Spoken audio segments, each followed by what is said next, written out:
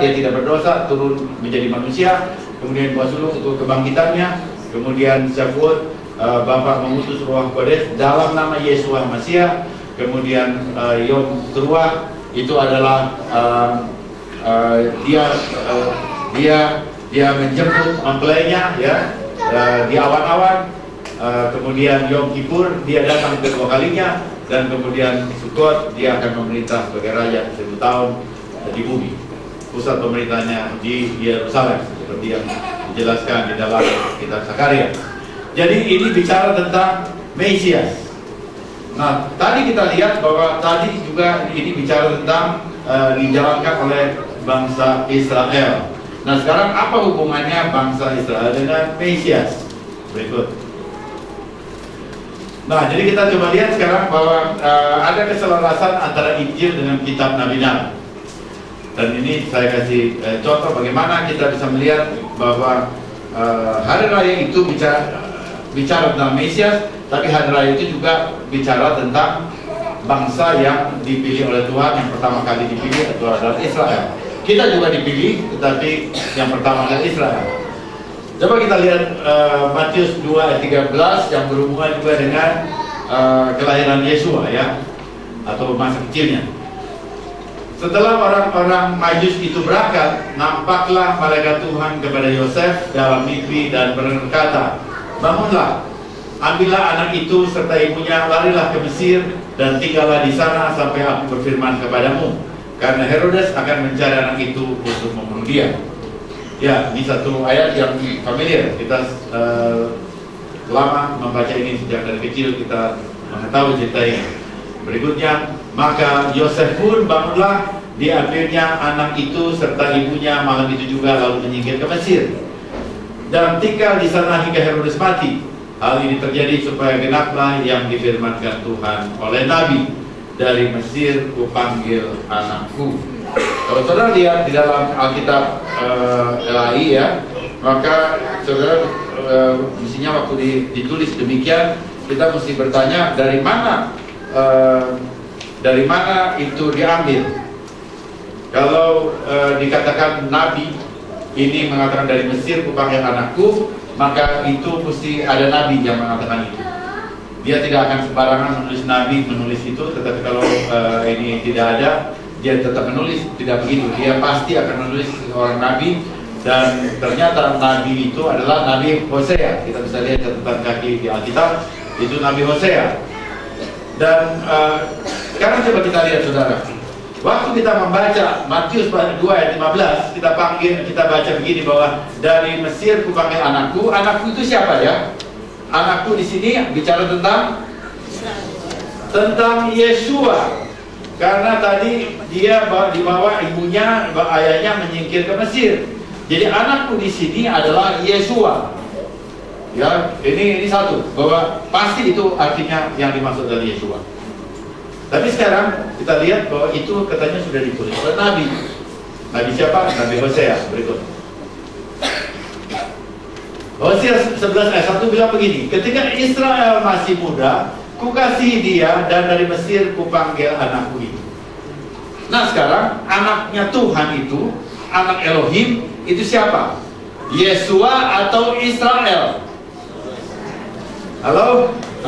Nah di sini ya, saya ingin ini kita bikin hari raya, kita mau belajar lebih dalam. Jadi jangan, oh ya Tuhan Yesus lahir dan oke, semuanya gitu dan udah nggak dipikir. Kita coba lihat, kita bandingkan ayat ini, ternyata ini ada perbedaan saudara. Antara ayat Hosea 11 ayat 1 katakan Hosea bernubuat dan dia mengatakan bahwa Israel itu adalah anaknya. Yang kupanggil dari Mesir itu anaknya adalah Israel. Dan betul dalam Keluaran 4 ayat 22 dikatakan Israel adalah anak sulungku. Tapi kenapa waktu dikutip oleh Matityahu atau Matius, dia pakai itu untuk Yeshua. Jadi kalau begitu Yeshua dan Israel itu berbeda. Nah, lalu keadaan ini dipakai oleh kaum anti misionaris ya, orang yang tidak percaya pada Yeshua. Artinya orang Yahudi yang tidak percaya Yeshua atau tidak percaya pada perjanjian baru, itu dia mengatakan Injil Matityahu atau Matius sudah merusak kitab Hosea. Ya, jadi saudara lihat di sini bahwa ini mesti direspon. Jadi kalau di sini di Indonesia ada ya, di Jakarta ada, di Jakarta ada, di Bekasi ada, di Papua ada, Jayapura, di Manado ada. Ini orang-orang yang berpikir bahwa Injil Matius merusak kitab Nabi Hosea. Jadi artinya Nabi Hosea itu jelas dia nabi, kalau gitu Matius itu siapa? Kalau gitu dia Matius. Nah, jadi kita bisa melihat di sini ada seperti keadaan yang bertentangan.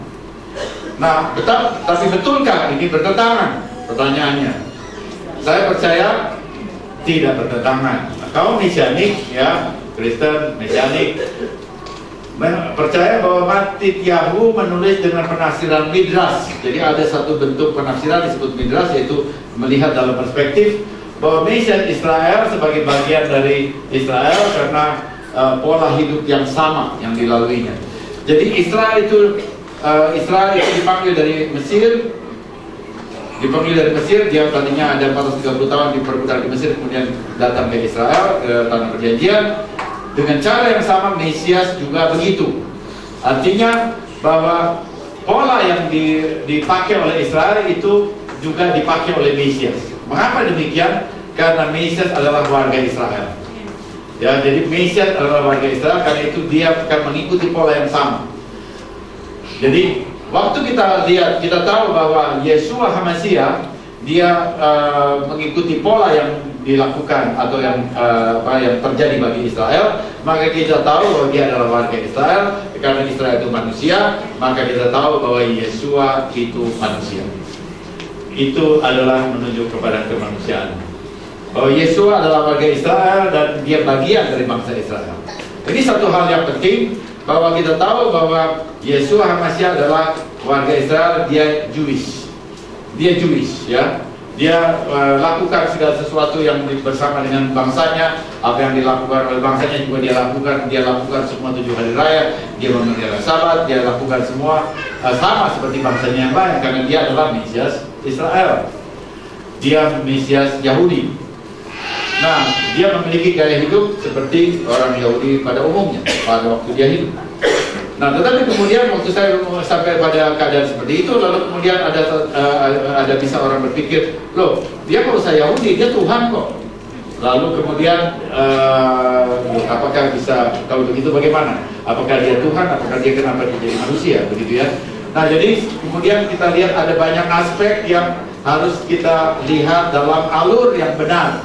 Jadi ada alur atau aspek-aspek yang harus ditata dengan baik.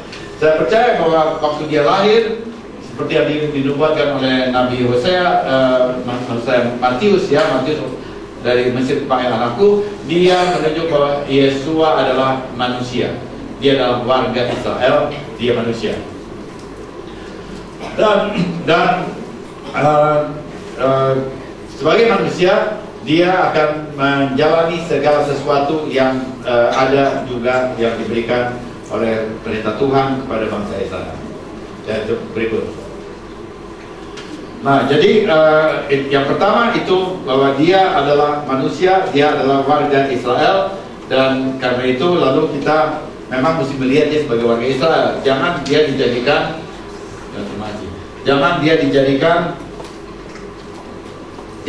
jadi orang Yunani, ya. Nah, ini barangkali posisi kita, bahwa kita melihat Yeshua HaMashiach sebagai orang Yahudi dan bukan orang Yunani, atau kita juga tidak bisa menjadikan dia sebagai orang Barat, ya. Nah, oke, itu hal yang pertama. Kemudian kita lihat hari raya, kembali ke lingkaran hari raya, kita lihat bahwa hari raya ini juga bicara mengenai orang percaya. Bahwa setiap orang percaya itu perlu tahu hari raya, bahwa semua hari raya ini bicara tentang Mesias. Karena kalau tadi kita katakan bahwa Mesias itu dirujuk oleh semua hari raya, dan kita ada di dalam Mesias, maka kita pun juga akan mengalami keadaan yang dijelaskan oleh hari raya. Pertama, kita harus mati terhadap dosa, itu Pesach. Kita bebas dari dosa, artinya mati terhadap dosa, itu Pesach. Yeshua mati pada hari raya Pesach, kita juga mati terhadap dosa, itu hari raya Pesach. Kemudian di sini buat sulung kebangkitan, kita menerima bangkit dalam kehidupan yang baru di dalam Mesias Yeshua. Kemudian Shavuot, kita diberdayakan oleh Ruach HaKodesh. Kita diberikan kuasa untuk menang terhadap pencobaan. Itu Shavuot, Pentecost. Kemudian kita juga lihat di sini, ya di sini di Yom Teruah kita akan bersama dengan mempelai kita sebagai jemaat, kita akan bersama dengan mempelai pria, yaitu Mesias kita. Dan kemudian di sini di Sukkot kita akan memerintah bersama dengan dia. Kalau begitu, orang percaya juga mengalami hari raya. Dan karena itu dari tahun ke tahun kita merayakan ini. Berikut. Nah sekarang coba kita lihat orang percaya. Kenapa kita juga ikut melakukan ini? Bukankah kita bukan orang Israel? Apakah ada perintahnya yang berhubungan dengan ini? Bahwa ada orang-orang yang bukan Israel juga merayakan hari raya. Barangkali ini jadi satu pertanyaan bagi kita. Jadi saya akan tunjukkan ayatnya, yaitu Ulangan pasal 16 ayat 13-14 mengatakan demikian. Hari raya Penodau, jelas ini ya. Haruslah kau rayakan 7 hari lamanya. Apabila engkau selesai mengumpulkan hasil tempat pengirikanmu dan tempat pemberantasanmu, haruslah engkau bersukaria pada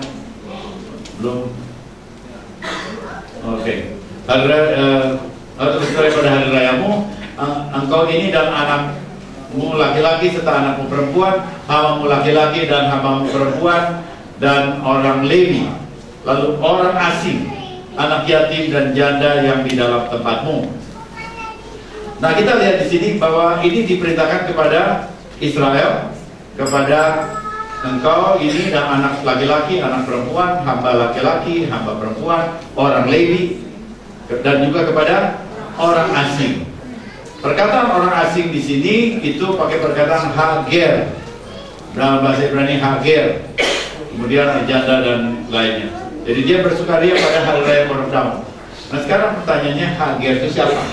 Orang asing itu siapa? Coba kita lihat ya, itu adalah orang yang bersama dengan Israel.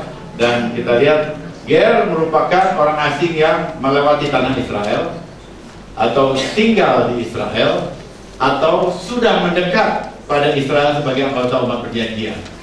Dan dalam konteks inilah maka kita lihat bahwa di dalam Efesus 2 ayat 12-13 Rabi Saul atau Rasul Paulus bilang begini, kamu tanpa Mesias tidak termasuk kewargaan Israel dan tidak mendapat bagian dalam ketentuan-ketentuan yang dijanjikan.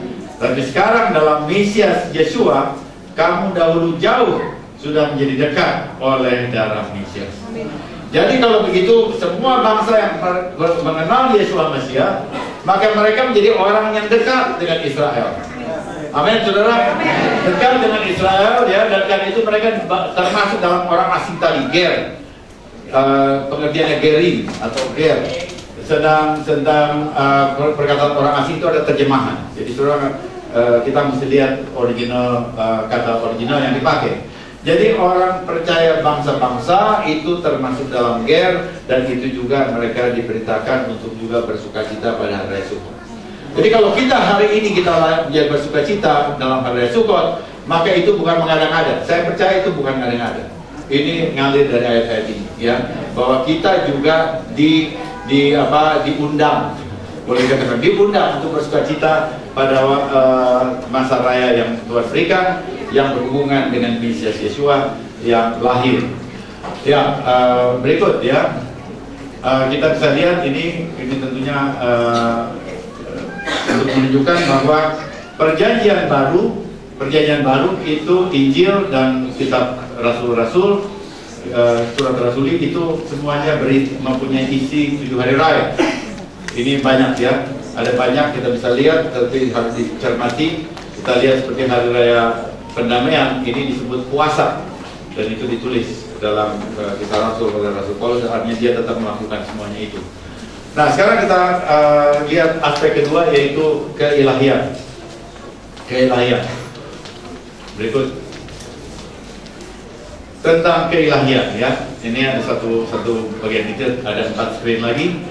Matius 2 ayat 1. Sesudah Yesus dilahirkan di Betlehem di tanah Yudea pada zaman Raja Herodes, datanglah orang-orang Majus dari timur ke Yerusalem dan bertanya-tanya, di manakah dia, raja orang Yahudi yang baru dilahirkan itu? Kami telah melihat bintangnya di timur dan kami datang untuk menyembah dia. Ketika Raja Herodes mendengar hal itu, terkejutlah ia beserta seluruh Yerusalem. Maka dikumpulkannya semua imam kepala dan ahli Taurat bangsa Yahudi, lalu dimintanya keterangan dari mereka di mana Mesias akan dilahirkan. Berikut. Mereka berkata kepadanya, di Bethlehem, tanah Yudea, karena demikianlah ada tertulis dalam kitab Nabi. Ya, kalau ada tertulis dalam kitab Nabi itu artinya mesti ada nabinya yang menulis itu. Ayat 6. Dan engkau Bethlehem, tanah Yehuda, engkau sekali-kali bukanlah yang terkecil di antara mereka yang memerintah Yehuda, karena daripada mula akan bangkit seorang pemimpin yang akan menggembalakan umatku Israel. Nah, nabi siapa yang menulis ini? Ya, biasanya kalau kita baca Injil lalu kita malas cari referensinya ke kitab nabi-nabi. Tetapi saudara perlu lakukan itu kalau kita mau belajar serius firman Tuhan. Mika 5 ayat 2. Tetapi engkau, hai Bethlehem Efrata, hai yang terkecil di antara kaum-kaum Yehuda, daripadamu akan bangkit bagiku seorang yang akan memerintah Israel, yang permulaannya sudah sejak purbakala, sejak dahulu kala. Saudara lihat di sini dia pakai perkataan menggembalakan, tapi Mika memakai perkataan memerintah. Dan apakah ini dia sudah mengganti? Apakah ini sudah mengganti? Dan saya percaya bahwa Matius